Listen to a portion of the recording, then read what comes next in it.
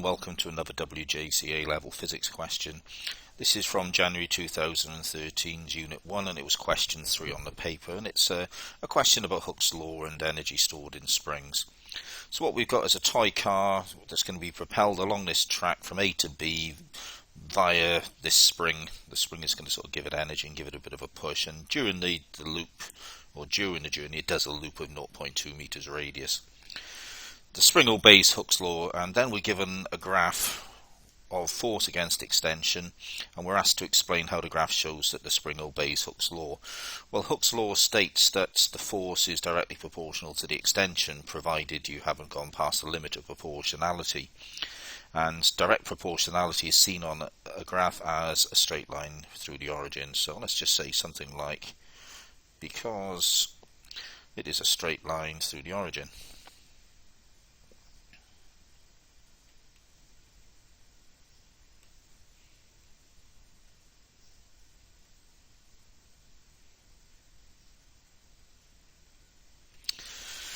Now, next, we're asked to use the graph to show that the elastic potential energy stored in the spring is a half kx squared. And because it says use the graph, we need to explain what the graph has got to do with elastic potential energy. And simply here, we can just say that the energy stored is equal to the area under the line.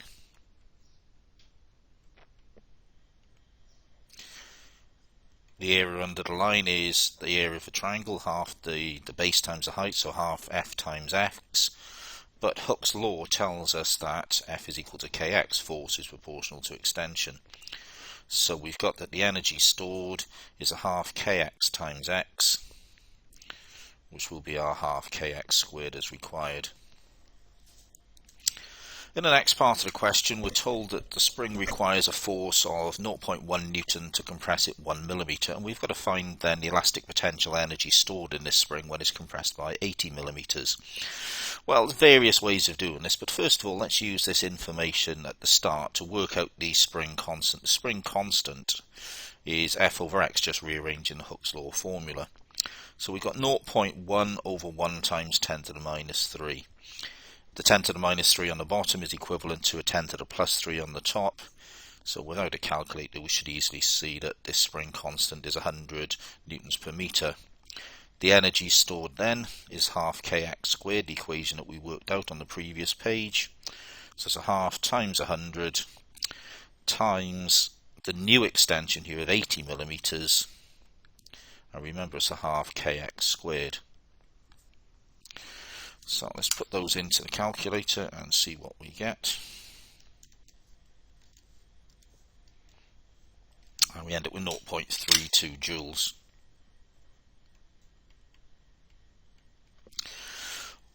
On the next part of the question, a small car of mass 0.04 kilograms was placed at A, and then the spring was released and the car's going to go flying off. So we're going to calculate the speed at which the car leaves the spring, and we're making the assumption that all of the energy stored in the spring becomes kinetic energy. So we're just going to simply equate kinetic energy half mv squared to that energy of 0.32 joules stored in the spring. So a little bit of rearranging. V will be the square root of 2 times 0.32 divided by the 0.04. or the square root of 0.64 over 0.04, and that's exactly 4 meters per second. So let's write it down as 4.0 meters per second. The speed of the car at point A after it's completed the loop is 0.2 meters per second less than the speed at A. And we've got to determine the mean frictional force on the car during its motion from A to B. So the way that we're going to approach this question is to use the Work-Energy Theorem, where we're going to find out how much energy has been lost because of work done against frictional forces here. So let's start off by finding the final kinetic energy. So the final kinetic energy is going to be a half times the same mass of 0.04 kilograms times 3.8 squared, because this speed is 0.2 meters per second less than its speed at A. So putting that into our calculator gives us 0.2888 joules. And that means our loss of energy, the energy that's been converted to heat and sound because of the work done by frictional forces, is 0.32, the energy that we started with up here in part B1. Take away that energy that we've just worked out at the end, which gives us 0.0312 joules. Now, the work-energy theorem tells us that that amount of energy lost is equal to the work done by frictional forces, and work done is Fx, or Fx cos theta. But here the frictional forces act in the opposite direction to the motion of the car, so the angle theta is 180 degrees, cos of 180 is -1, and that just basically means that energy is lost, and we already know that. So let's just ignore the cos theta and ignore the minus sign, and say Fx must be equal to the 0.0312. Now, x on this question is the total distance from A to B. So what we've got is 0.8 meters in a straight path, then the circumference of the loop, then another 0.4 meters at the end. So x is going to be worked out by 0.8 plus 0.4 for the straight bits, plus 2 pi times 0.2 for the circumference of the zigzaggy, the loop there.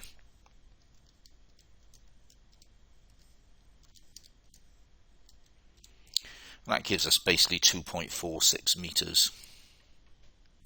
So finally, we can find our mean resistive force by taking that loss of energy, 0.0312, dividing it by the 2.46 meters that we've just worked out, giving us a final answer of 0.0127, let's call it 0.013 newtons. But that's an average frictional force, because a frictional force will actually depend on how fast the car is moving. But that's all the question wants, the average frictional force. So thank you for listening. Please remember to like and subscribe. And if you have any questions, please add them to the comments for this video. Goodbye.